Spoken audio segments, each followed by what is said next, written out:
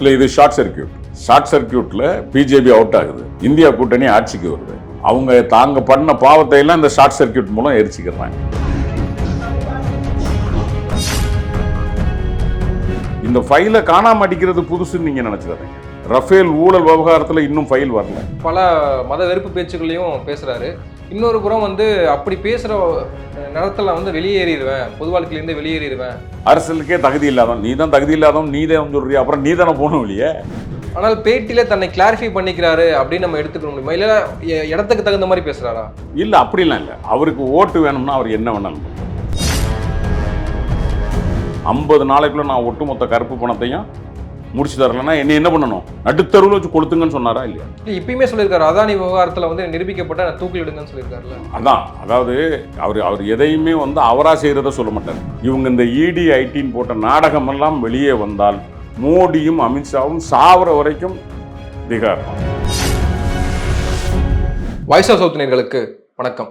இந்த நேர்காணலில் நாம் சிந்திக்கிறபவர் திமுக செய்தி தொடர்பு செயலாளர் பேராசிரியர் திரு கான்ஸ்டன்டைன் ரவீந்திரன் அவர்கள். வணக்கம். வணக்கம். தொடர்ந்து தீ விபத்துகளை பார்த்துக்கிட்டே இருக்கோம். டெல்லியில் முதல்ல உள்துறை அமைச்சகத்தில் ஒரு தீ விபத்து, அது ஷார்ட் சர்க்கியூட்னு சொன்னாங்க. அடுத்து ஐடி அலுவலகத்தில் ஒரு தீ விபத்து, அதுவும் ஷார்ட் சர்க்கியூட்னு சொன்னாங்க. இப்போ பாஜக டெல்லி மாநில அலுவலகத்திலேயே தீ விபத்து அப்படின்றது எப்படி நம்ம எடுத்துக்கிறது?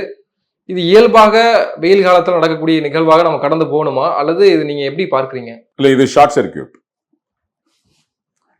சர்க்கியூட்ல பிஜேபி அவுட் ஆகுது. இந்தியா கூட்டணி ஆட்சிக்கு வருது. அப்போ அவங்க தாங்க பண்ண பாவத்தை எல்லாம் இந்த ஷார்ட் சர்க்கியூட் மூலம் எரிச்சுக்கிறாங்க. வேற ஒன்றும் கிடையாது. அதாவது யதார்த்தத்தில் சொல்லணும்னா உள்துறை அமைச்சகம் ஐடி டிபார்ட்மெண்ட் கிடையாது. அது ஐடியும் இடியும் டிஸ்கஸ் பண்ணுகிற எக்கனாமிக் அஃபென்சஸ் டிஸ்கஸ் பண்ற அந்த இடம், அங்க பிளாக். அதுக்கப்புறம் பிஜேபி ஆஃபீஸ். இப்போ இந்த மூணையும் கோடு போடுங்க. ரைட். இங்க இருக்கக்கூடிய இன்றைக்கு தகவல் படி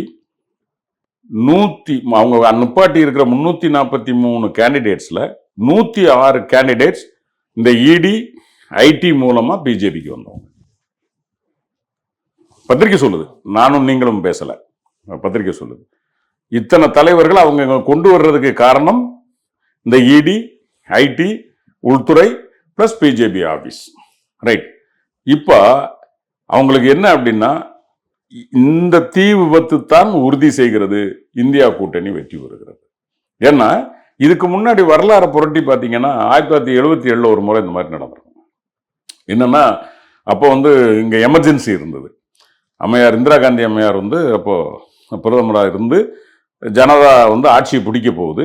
அந்த காலகட்டம் தேர்தல் நடந்து முடிஞ்சு டிரான்சிஷன் ஆஃப் பவர் நடக்க வேண்டிய இடத்துல நேரத்தில் நடந்ததாக தகவல். அப்போ 77 வயசு, நம்ம ஒரு 7 வயசு 8 வயசு, அப்போ நமக்கு தெரியாது. பட் அந்த தகவல் உண்டு. இந்த மாதிரி அவங்க அந்த எமர்ஜென்சி பீரியட்ல என்னென்ன சில விஷயங்கள் நடந்ததோ அதையெல்லாம் அவங்க ஃபைலை வச்சு எரிச்சிட்டாங்க, அந்த ஃபைல்ஸ் எல்லாம் எரிச்சிட்டாங்க அப்படின்னு சொல்லி மொரார்ஜி தேசாய் அவர்கள் பிரதமர் ஆனதுக்கு பிறகு அப்படி ஒரு என்கொயரி போட்டதாக உண்டு. ஸோ இப்போ என்னன்னா, எமர்ஜென்சியில எந்த அளவிற்கான ஒரு தோல்வி அன்றைய காங்கிரஸ் பேரியக்கம் சந்தித்ததோ ஏறத்தாழ அதை விட ஒரு மோசமான இதை சந்திக்க போகுது. அதனாலதான் இவங்க அமித்ஷா, மோடி இவங்களுடைய குஜராத் அட்மினிஸ்ட்ரேஷன் பார்த்தீங்க அப்படின்னா ஒரு தகவல் உண்டு. இப்போ அங்க எப்படி அவங்க அட்மினிஸ்ட்ரேஷன் இருக்கும் அப்படின்னா, இப்போ திருநெல்வேலியில் நம்ம ஒரு உதாரணம் சொல்றேன். திருநெல்வேலியில் இருக்கிறார் எஸ்பி ஒருத்தர், தர்மபுரியில் ஒரு எஸ்பி இருக்கிறார். இப்போ திருநெல்வேலியில் உள்ள எஸ்பி இவங்களுக்கு ஒத்து போகல அப்படின்னு இவங்களுக்கு கம்ப்ளைண்ட் வந்துருச்சு அப்படின்னா, அமித்ஷா அப்போ உள்துறை அமைச்சர் ஃபோன் பண்ணி சொல்லுவாராம், நீ தர்மபுரி போயிரு அப்படின்னு. தர்மபுரி எஸ்பிக்கு ஃபோன் பண்ணி சொல்லிடுவாங்களா, நாளை காலையில் உனக்கு திருநெல்வேலியில இருந்து ஆள் வந்துடும், நீ திருநெல்வேலிக்கு போயிரு அப்படின்னு. அதுக்கப்புறம் மெதுவாக தான் டிரான்ஸ்ஃபர் ஆர்டரே போகுமா. ஓகே. இப்போ நம்ம இதில் டிரான்ஸ்ஃபர் ஆர்டர் போனதுக்கு பிறகு அவங்க ரெடி ஆவாங்க. அங்கே அதெல்லாம் கிடையாதான். ஒரு அதை என்ன சொல்றது, ஒரு தடி எடுத்த தண்டல்காரன் மாதிரியான ஒரு தர்பார் தான் அவங்களுடைய தர்பார். அப்போ இப்போ என்னன்னா, எனக்கு தெரிஞ்சு பாரதிய ஜனதா கட்சியினுடைய தலைமை அலுவலகத்தில் இருந்து தகவல்கள் உள்துறைக்கு போயிருக்கணும். யார் யாரையெல்லாம் பிடிக்கணும், யார் யாரையெல்லாம் தூக்குனா எதிரி கட்சிகளை வீழ்த்த முடியும், அல்லது பலவீனப்படுத்த முடியும் அப்படிங்கிறத அவங்க வந்து எடுத்திருப்பாங்க. அங்கேருந்து ஃபைல் எங்கே டிரான்ஸ்ஃபர் ஆகிருக்கும்? உள்துறை அமைச்சகத்துக்கு அமித்ஷாவுக்கு அனுப்பியிருப்பாங்க. அமித்ஷா கிட்ட இருந்து அது இடிஐடிக்கு போயிருக்கு. ரைட். ஸோ இப்போ இந்த ஃபைலை காணாம அடிக்கிறது புதுசுன்னு நீங்கள் நினச்சிடாதீங்க. ரஃபேல் ஊழல் விவகாரத்தில் இன்னும் ஃபைல் வரல. அந்த ஃபைலை காணலைன்னு சொன்னாங்க. ரைட். ஒரு பாதுகாப்பு துறையில் இருக்க வேண்டிய ஒரு பாதுகாப்பு ஃபைல், அதுக்கே பாதுகாப்பு இல்லைன்னு சொன்ன ஒரு என்ன சொல்றது, ஒரு விட்டேத்தியான அரசாங்கம் இது. இன்னைக்கு தீய கொளுத்துதுன்னா இது சாதாரண விஷயம் இல்லை. அவர்களுக்கு முற்றும் முழுதும் தெரிந்திருக்கிறது இந்தியா கூட்டணி ஆட்சிக்கு வரப்போகுது. இவங்க இந்த இடி ஐடின்னு போட்ட நாடகமெல்லாம் வெளியே வந்தால் மோடியும் அமித்ஷாவும் சாவர வரைக்கும் திகார் தான். இன்னைக்கு டிஜிட்டல் மயமான உலகத்துல என்ன ஃபைல்ஸ் அப்படி எடுத்துட போறாங்க அப்படின்ற ஒரு கேள்வியும் இருக்கு. அதாவது எவ்வளவுதான் நீங்க டிஜிட்டல் மயமா இருந்தாலும் இந்த அரசு அலுவலகங்கள்ல கோப்புகள் இல்லாம நீங்க பண்ணவே முடியாது. Right. You can get the information through e media, process it, store it. But evidence எல்லாம் நீங்க இதை கொண்டு போய் எங்கேயும் கொடுக்க முடியாது. கவர்மெண்ட் ஆஃபீஸை பொறுத்த வரைக்கும் கோப்புகள் கோப்புகளாக இருந்தாக வேண்டும். பிளாக் அண்ட் ஒயிட்ல இருந்தே ஆகணும். அதை வந்து நீங்கள் இ டார்கெட்டில் கொடுக்க முடியாது. ரைட். என்னதான் நீங்கள் இ கவர்னன்ஸ் பண்ணி ஆஃபீஸ் ஆட்டோமேஷன் பண்ணாலுமே இன்றைய நிலவரப்படி என்றைக்கும் அமெரிக்காவிலுமே அதான் கதி, ஃபைல் இருந்தாகணும். அப்போ அந்த ஃபைல்ஸை வந்து அவங்க கொளுத்துறாங்க. என்னென்ன அநியாயம் பண்ணியிருக்காங்களோ அந்த அநியாயம் பண்ணின ஃபைலை எல்லாம் அவங்களுக்கு என்னென்னா இப்போ கடத்தினா மாட்டிடுவாங்க. ரைட். ஆட்சி அதிகாரம் இருக்கும்போது, கையில் இருக்கும்போது அவங்க வந்து மூவ் பண்ணாங்க அப்படின்னா தெரியாது. ரைட். ஏதோ சாதாரணமான. இப்போ தேர்தல் நடந்துகிட்டு இருக்கு. இந்த டைமில் நீங்கள் பல்கா ஃபைல்ஸ் டிரான்ஸ்ஃபர் பண்ணீங்கன்னா you are under the surveillance of the whole world. India மட்டும் இல்லை, உலகமே பார்த்துக்கிட்டு இருக்கு. அப்போ பெட்டர் அந்த ஸ்பாட்டில் கொளுத்திருங்க. அவ்வளோதான், முடிச்சு வச்சு எடுத்துகிட்டு போய் மாட்டுறதை விட கொளுத்திருங்க அப்படின்னு. அவர்கள் செய்த பாவத்தை அவர்கள் ஷார்ட் சர்க்கியூட் மூலம் சரி செய்ய பார்க்கிறார்கள். ஆனால் எனக்கு தெரிந்து ஏதோ ஒரு வகையில் அவர்கள் நிச்சயமாக பண்ணிய தவறுக்கு தண்டனை அனுபவிக்க வேண்டிய காலம் மிக விரைவில் வரும். இந்தியா கூட்டணி வந்த பிறகுதான் விசாரணை அமைக்கப்படும். கண்டிப்பா கண்டிப்பா. இல்லைன்னா அவங்க இவ்வளோ தூரம் வந்து உங்களுக்கு, ஏன்னா கரெக்டாக பார்த்தீங்கன்னா அந்த நார்த் இதில் ரைசனா ஹில்லில் வந்து நார்த் பிளாக், அதான் அட்மினிஸ்ட்ரேட்டிவ் பிளாக், அங்கே இருக்க உள்துறை அமைச்சகத்தில் 2வது மாடியில் சரியாக இந்த மாதிரியான கான்ஃபிடன்ஸ் ஃபைல்ஸ் இருக்கக்கூடிய இதில் மட்டும்தான் வருது சர்க்கியூட். அதே மாதிரி ஐடி விங்கு இடி விங்கில் பார்த்தீங்க அப்படின்னா ஐடிக்கான தனி இதுலையும் வரல, இடிக்கான தனி இதுலையும் வரல. இவங்க 2 பேரும் டிஸ்கஸ் பண்ணி அடுத்த ஆப்ரேஷன் என்னன்னு சொல்லக்கூடிய எக்கனாமிக் அஃபென்சஸை டிஸ்கஸ் பண்ணக்கூடிய இடத்துல அந்த ஷார்ட் சர்க்கியூட் ஆகுது. அப்போ இதை நம்ம பெருசாக சிந்திக்க வேண்டிய அவசியம் இல்லை. நீங்கள் சாமானியமான ஒரு மனிதர்கிட்ட இந்த மாதிரி நடந்திருக்கு அப்படின்னு கேட்டீங்க அப்படின்னாவே தெளிவாக தெரியுமே. ஸோ இதுக்கு வந்து கைப்புண்ணுக்கு எதுக்கு கண்ணாடி? அதனால் 2 தகவல்களை சொல்லுகிறது. ஒன்று, இவர்கள் சட்டத்திற்கு புறம்பாக ஏதோ பயங்கரமான காரியங்கள் செய்திருக்கிறார்கள், அதை மறைக்க நினைக்கிறார்கள். 2, உறுதியாக இந்தியா கூட்டணி ஆட்சிக்கு வரும். இப்போ எதிர்கட்சிகள் வாக்குகளை பெறுவதற்காக வந்து இலவச பேருந்துகளை சில இடங்கள்ல சில மாநிலங்கள்ல கொடுத்துருக்காங்க. அப்படி இலவச பேருந்துகள் கொடுக்கறதுனால மெட்ரோ ரயில்களில் 50% குறைவாக பயணிகள் வராங்கன்னு சொல்லி பிரதமர் மோடி தன்னுடைய குற்றச்சாட்டை முன் வச்சிருக்காரு. இதனால போக்குவரத்து நெரிசல் ஏற்படுது, சுற்றுச்சூழல் பாதிப்பு ஏற்படுது, இப்படியெல்லாம் சொல்றாரு இல்லையா? அந்த கிரிட்டிசிசம் எப்படி பார்க்குறீங்க? இது அவர் எந்த டேட்டாவை சொல்றாரு? இப்போ நான் சென்னையில் கேட்டேனே, இப்போ சென்னையில் பெண்கள் வந்து இதில் போகிறாங்களே, பேருந்தில் தாய்மார்கள் போகிறாங்களே, இதனால் வந்து மெட்ரோ ரயிலில் வந்து எனக்கு தெரிஞ்சு அங்கே குறையணும்ல இல்லையா? சப்போஸ் இப்போ அவர் சொல்கிறபடி பார்த்தா மெட்ரோ ரயிலில் வருமானம் குறைஞ்சிருக்கணும். எங்கே குறைஞ்சிருக்கு? சென்னை மெட்ரோ ரயில் நம்ம பார்த்துக்கிறோம்ல, யார் சொல்லியிருக்கா? மெட்ரோ ரயிலில் போய் பழக்கப்பட்ட யாரும் திடீர்னு ஓடிந்து பேருந்துக்கு வரமாட்டாங்க நீங்கள் ஃப்ரீயாக அனுப்புனாலும். ஏன்னா மெட்ரோ ரயிலில் போகிறது அப்படிங்கிறது ஒன்று கொஞ்சம் சொஃபிஸ்டிகேட்டட், அனதர் ஒன்று வந்து வெரி ஷார்ட்டஸ்ட் பீரியட், அதோட கொஞ்சம் சேஃப்டி. இதில் வந்து கொஞ்சம் அதில் போகிறவங்க அதில் தான் போக முடியும். ரைட். இந்த மாதிரி ஏன்னா அது வந்து பெரும்பாலும் மெட்ரோ ரயில் பார்த்தீங்க அப்படின்னா இந்த பேருந்துகள் இயக்கப்படுகிற தளங்களை தாண்டி சில இடங்கள் இருக்குது. ரைட். ஸோ அப்படி பார்க்கும்போது இது வந்து அவர் சும்மா அடிச்சு விட்றாரு அவர் பாட்டுக்கு. அதாவது இந்த பேருந்தில் தாய்மார்களுக்கான அந்த பயணம், அது வந்து தாய்மார்கள்ட்ட ஒரு வரவேற்பை பெற்றிருக்கு. அதை உடைக்கணும். அதுக்கு ஏதோ ஒன்று சரி ரைட்டு வச்சுக்கோமே, இப்போ இந்த தாய்மார்கள் இப்படி போகிறதுல எங்கே வந்து கூட்டம் வருது? டவுன் பஸ்ஸில் வந்து நான் கேட்குறது என்னென்னா, இப்போ ஃப்ரீயாகவே இருக்கட்டும். இப்போ உங்களுக்கே ஃப்ரீ தாரோம் ஐயா, தேவையில்லாமல் வண்டியில் போவீங்களா என்ன? ஃப்ரீ கொடுத்துட்டாரு, ஓடி போய் வண்டியில் ஏறிடுவோம். ஏறுவாங்களா யாராவது? இல்லையா? யாருக்கு அவசியம் இருக்கோ அவங்க கண்டிப்பாக அதில் தான் போகிறாங்க. யாருக்கு தேவை இருக்கோ அவங்க தான் அதை பயன்படுத்த போகிறாங்க.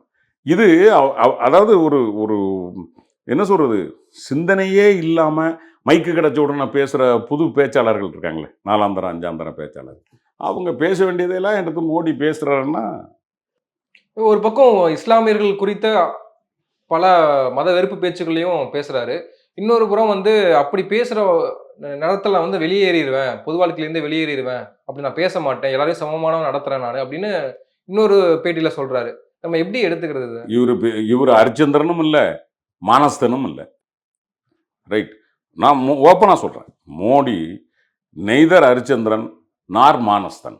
ஏம்னா கருப்பு பணத்தை நான் இந்த 500 நவம்பர் 8ஆம் தேதி, உங்களுக்கு நல்லா ஞாபகம் இருக்கும், 2016 நவம்பர் 8 இரவு 8 மணிக்கு டிக்ளேர் பண்ணாரா இல்லையா? பண்ணும்போது என்ன சொன்னார்? 50 நாளைக்குள்ள நான் ஒட்டுமொத்த கருப்பு பணத்தையும் முடிச்சு தரலன்னா என்ன பண்ணணும்? நடுத்தருவில் வச்சு கொளுத்துங்கன்னு சொன்னாரா இல்லையா? இல்ல இப்பயுமே சொல்லியிருக்காரு. அதானி விவகாரத்துல வந்து நிரூபிக்கப்பட்ட நான் தூக்கில் இடுங்கன்னு சொல்லியிருக்காருல்ல. அதான், அதாவது அவர் எதையுமே வந்து அவராக செய்கிறத சொல்ல மாட்டார், நீங்கள் செய்யுங்கம்பார். நீ செய்ய வேண்டியதானே இல்லையா? இப்போ நான் என்ன சொல்கிறேன், நான் இஸ்லாமியர்களையோ இந்துக்களையோ வேறுபடுத்தி பேசி இருப்பதாக ப்ரூஃப் பண்ணினால் நான் அரசியலை விட்டு விலகுகிறேன் அப்படின்னு போகணும்ல. ரைட். அரசியலுக்கே தகுதி இல்லாதவன் நீ தான், தகுதி இல்லாதவன் நீ தான் சொல்றியா, அப்புறம் நீ தானே போகணும் இல்லையா? இல்லையா? நான் மோடி கிட்ட கேட்கறது என்னன்னா, சார் நீங்க தான் சார் சொல்றீங்க இந்த மாதிரி பேசினா நாங்கள் ஒன்றும் இல்லை தம்பி, ஒரே சென்டென்ஸ் என்ன சொல்றாரு? முன்னாள் பிரதமர் 2006 நடந்த ஒரு கூட்டத்தில் நானும் சிஎம்-ஆக இருக்கும்போது மன்மோகன் சிங் அவர்கள், ரைட், மன்மோகன் சிங் அவர்கள் இந்த நாட்டின் சொத்துக்களின் மீது, ரிசோர்சஸ் மீது முதல்ல முஸ்லிம்களுக்குத்தான் உரிமை இருக்கிறது என்று சொல்லுகிறார். இப்பொழுது காங்கிரஸ் ஆட்சிக்கு வந்தால் அவர்கள் உங்கள் சொத்துக்களை எல்லாம் எடுத்து அவர்களுக்கு கொடுத்து விடுவார்கள். அவர்கள் அதிகமாக பிள்ளை விற்றுக் கொள்ளக்கூடியவர்கள். அவர்கள் வந்து சரியா, ரைட். இப்ப இதுக்கு என்ன அர்த்தம்? முஸ்லிம்களுக்கு கொடுக்குறேன்னு அவர் சொல்லிட்டாரு. வந்தா இந்த ஊடுருவல்காரர்களுக்கும் அதிகமாக பிள்ளை பெற்றுக் கொள்கிறவர்களுக்கும் தான் கொடுப்பார். அப்ப இங்க முஸ்லிம், இங்க இந்த ரெண்டு கான்செப்ட், இந்த ரெண்டும் பொருந்துதா இல்லையா தம்பி? ரைட். ஓகே. இப்போ இது வந்து நம்ம வாய்ஸ் ஆஃப் சவுத், ரைட். இப்போ எனக்கு வந்து தம்பி அமுதன் சொல்றாரு, ஏன்னா என் இதுல இருந்து உங்களை இன்டர்வியூ பண்ண ஒரு பையன் வருவார், ரைட், அப்படின்னு சொல்லிட்டு 11 மணிக்கு வருவார்னா அந்த பையன் ஒரு ப்ளூ கலரில் டாட் டாட் போட்ட சட்டை போட்டிருப்பார். சொல்கிறார், இப்போ இது யார்? நீ தானே, சரிதானே? இதை ஒருக்கா பர்பஸாக பாலாஜின்னு சொல்ல வேண்டிய அவசியம் இல்லைல்ல. இதுதான் மோடி பண்ணுற கூத்து, ரைட். முஸ்லீம்களுக்கு கொடுப்பார்கள் அப்படின்னு சொல்ல வேண்டியது, அவர்கள் கொடுக்கிறது இந்த ஊடுருவல்காரர்களுக்கும் அதிகமாக பிள்ளை பெற்று தருகிறவர்களுக்கும் தான் போய் சேரும். அப்படின்னா முஸ்லீம்கள் என்பவர்கள் ஊடுருவல்காரர்கள், அவர்கள் அதிகமாக பிள்ளை பெற்றுக் கொள்ளக்கூடியவர்கள். இதுதானே இவருடைய பேச்சு. இதை விட கேவலமா வேற என்ன பேச வேண்டியது? ஆனால் பேட்டியில தன்னை கிளாரிஃபை பண்ணிக்கிறாரு அப்படின்னு நம்ம எடுத்துக்க முடியுமா? இல்ல இடத்துக்கு தகுந்த மாதிரி பேசுறாரா? இல்ல, அப்படிலாம் இல்ல. அவருக்கு ஓட்டு வேணும்னா அவர் என்ன வேணாலும் பண்ணுவார். அவரை பொறுத்த வரைக்கும் இந்த இடத்துல ஓட்டு கிடைக்கும். நீங்க கொஞ்சம் நேரம் வந்து இந்த ஒரு படம் கூட போட்டிருந்தாங்களே, இந்த மாதிரி முன்னாடி இப்படி பின்னாடி இப்படி எல்லாம் போட்டு, அந்த மாதிரி என்ன வேஷம் போட சொன்னாலும் அவர் போடுவார். உங்களுக்கு ஓட்டு கிடைக்கும் அப்படின்னா மோடி எந்த வேஷமும் போடுவார். அவர் அதை பற்றியெல்லாம் கவலையே பட மாட்டார். அவர் சொல்லப்போனால், அதாவது அவர் அவர் எந்த லெவலுக்கு கீழே போவார் அப்படிங்கிறதுக்கு இந்த ஸ்டேட்மெண்ட்டு தான். நான் கேட்குறது, 2005 14 வரைக்கும் அமெரிக்கா உங்கள் பாஸ்போர்ட் அலோவ் பண்ணல, உங்களுக்கு விசா தரல, ஏன் தரல? ஒரே ரீசன் தான் சொல்லியிருந்தது, நீங்கள் வந்து உங்களுடைய ஆட்சியில் இந்த மாதிரி மக்களை சரியாக நடத்தவில்லை, ரைட். ஐயா வாஜ்பாய் சொன்னார்ல, ராஜ ரீதியாக நீங்கள் சரியாக நடந்து கொள்ளவில்லை, ராஜ நீதி கடைபிடிக்கப்படவில்லை. ஏன் சொன்னார்? நீங்கள் அந்த தம்பி என்ன கொடுமை, நான் அந்த கோத்ரா ரயில் எரிப்பு சம்பவத்தில் இஸ்லாமிய சகோதரர்கள் டிஸ்பிளேஸ் ஆகி இடம் மாறி அவங்கள ஒரு இதில் வச்சுருக்கோம், கேம்பில் வச்சுருக்கோம். அவங்களுக்கு இந்த சாப்பாடு இதெல்லாம் ஒழுங்காக போய் சேரணும்னு கேட்டப்போ அது என்ன, it is child manufacturing, children manufacturing factory, அதுக்கு போய் நான் சாப்பாடு கொடுக்கணுமான்னு கேட்ட ஒரு மோடி. அப்போ அதை பேசினவன் யார்? இதுதான் நான் சொல்கிறேன். அவர் எதை பற்றியும் கவலைப்பட மாட்டார் தம்பி. ஓட்டுக்காக எதை வேணாலும் பேசுவார். இப்போ 5ஆம் கட்டம் வருகிற 20ஆம் தேதி நடக்க இருக்கு. இந்த அடுத்து வரக்கூடிய 3 கட்டங்கள் எப்படி இருக்க போகுது? ஏற்கனவே 380 இடங்கள் முடிஞ்சிருச்சு. அடுத்து வரக்கூடிய இடங்கள் தான் முக்கியமானதாகவும் பார்க்கப்படுது. அது எப்படி ஃபேஸ் பண்ண போறீங்க? இல்லை, அது எல்லா இடத்துலையுமே ஒன்று யதார்த்தத்தில் என்னென்னா தம்பி, நம்ம தமிழ்நாடு இந்த சவுத்தில் வந்து எப்படின்னா, தலைவர்கள் வந்து எவ்வளோ வேணாலும் விமர்சிப்பாங்க. ஆனால் ஒரு மாதிரி அருவருப்பாக அசிங்கமெல்லாம் தலைவர்களை வந்து விமர்சிக்க மாட்டாங்க நம்ம மண்ணில். ரைட்? நீங்கள் வடக்க பார்த்தீங்களா இல்லையா? மோடியை இந்த கைதி மாதிரி சோடிச்சு, இந்த கையில் விலங்கெல்லாம் மாட்டி ஒரு வண்டியில் உள்ள கம்பிக்குள்ளே விட்டு, நாட்டு மக்கள் சொத்தை எடுத்து பணக்காரனுக்கு கொடுத்தவர் தூக்கிலிட போகிறோம் அப்படின்னு வண்டியில் எடுத்துட்டு போகிறாங்க. நீங்கள் நினச்சி பாருங்க, ஒரு பிரதமர். எனக்கு அதில் உடன்பாடு இல்லை தம்பி. ரைட்? அது ஒரு நாட்டினுடைய பிரதமர், இன்னைக்கு காபந்து பிரதமராகவே இருக்கட்டும். ரைட்? அவரை இந்த மாதிரி அவங்க எடுத்துகிட்டு போகிறாங்க. அமித்ஷாவை செருப்பால் அடிக்கிறாங்க. அதை விட அசிங்கம். யாரோ ஒருத்தன் வந்து அந்த அமித்ஷா படத்து மேலே ஏதோ ஒன்று விட்டு ஒன்று கடிக்க விட்றாங்க. இந்த மாதிரி வந்து இந்த அளவுக்கு அங்கே வெறுப்பாகி போச்சுன்னு சொல்லுவாங்க. வேற ஒன்றும் இல்லை. நம்ம எவ்வளோ தான் வெறுத்தாலும் தமிழுக்கு, தமிழ் இனத்திற்கு, தமிழ் மொழிக்கு, தமிழ் மண்ணுக்கு, பண்பாட்டு கலாச்சாரத்திற்கு எதிராக இந்த மண்ணின் வளத்தை எடுத்து வடவர்களுக்கு கொடுத்து விட வேண்டும் என்கிற ஒரே நோக்கத்தில் பாஜக இயங்குகிறது. ரைட்? இதில் எந்த தமிழனுக்கும், ரைட், தமிழ்நாட்டை நேசிக்கிற எவனுக்கும் இதில் மாற்றுக்கிறது கிடையாது. ஓகே? அப்படி இருந்தால் கூட நம்ம என்னைக்காவது இப்படி ஜோடிப்போமா, இப்படி பண்ணுவோமா? அப்போது வடக்கு எந்த அளவுக்கு வெறுப்பு வந்திருக்கு. இது மட்டும் இல்லை, இவங்க எந்த சோசியல் இன்ஜினியரிங் அல்லது கம்யூனல் இன்ஜினியரிங் சொல்லுவோம், ஜாதி ரீதியாக பிரித்து விளையாடுறது. இன்றைக்கி அத்தனை ஜாதியும் எதிர வருது. ஜாட் எதிர நிற்கிறாங்க, பட்டேல் எதிர வந்து நிற்கிறாங்க, ரஜபுத்திரர்கள் எதிர வந்து நிற்கிறாங்க, மகர் எதிர வந்து நிற்கிறாங்க. ரைட்? இவங்க அன்னைக்கு இவங்க எதையெல்லாம் பயன்படுத்தினார்களோ இவங்களுக்கு ஆதரவாக இன்னைக்கு அவங்க அத்தனை பேரும் அதுக்கு எதிராக வந்து நிற்கிறாங்க. ஸோ எதை விதைத்தார்களோ அதை அறுவடை செய்கிறார்கள். நீங்க சொன்னதுல வந்து இப்போ தமிழ்நாட்டில் இங்கே பிரச்சாரம் முடிச்சு எலெக்ஷன்லாம் முடிஞ்சிருச்சு. ஆனாலுமே வந்து தமிழ்நாட்டில் தென்னிந்தியாவில் பிரச்சாரம் பண்ணும்போது இங்கே வட இந்திய மக்களை சாடி தான் அங்கே பிரச்சாரம் பண்ணியிருக்காங்க இந்தியா கூட்டணி தலைவர்கள் அப்படின்ற பிரச்சாரமும் அவர் மேற்கொள்றாருல. அதெல்லாம் இனிமே அங்கே எடுபடாது தம்பி. அதை கேட்குறக்கு அங்கே யாரும் இல்லை. நீங்கள் பார்த்தீங்களா? அதாவது பிளைன்லி ஸ்பீக்கிங், நான் ஒரு இந்தியா அலையன்ஸ் கூட்டணியில் இருக்கக்கூடிய ஒரு பெரிய கட்சி திமுகவின் செய்தி தொடர்பு செயலாளருங்கிற முறையில் இல்லாமல் சாமானிய ஒரு இந்திய குடிமகனாக நான் பார்க்குறேன். ரைட்?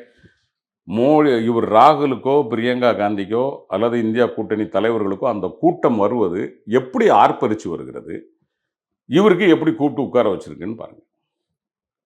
ரெண்டுக்கும் வித்தியாசம் பாருங்கள். It shows. அதாவது ஜனநாயகத்தில் வெற்றி தோல்வி என்பது வேறு விஷயம். ஒரு வெற்றியோ ஒரு தோல்வியோ ஒரு தலைவனை தீர்மானித்து விடாது. அதில் எனக்கு முழு நம்பிக்கை உண்டு. வெற்றி தோல்வியை பற்றி கவலைப்படலை. பட் மக்களினுடைய எழுச்சியும் ஆதரவும் எனக்கு கண்ணில் தெரிகிறது. அந்த மக்கள்கிட்ட வரக்கூடிய அந்த கோபம், இளைஞர்கள்ட்ட வரக்கூடிய அந்த ஆக்ரோஷம், இதெல்லாம் பார்க்கும்போது உறுதியாக அவருக்கு வந்து தெரியுது. எதையாவது ஒரு நம்ம கிராமத்து பாசையில் சொன்னால் ஏதாவது ஒரு பிட்டை போட்டு பார்த்துட மாட்டோமா அப்படின்னு போட்டு பார்க்குறாரு. நடக்காது.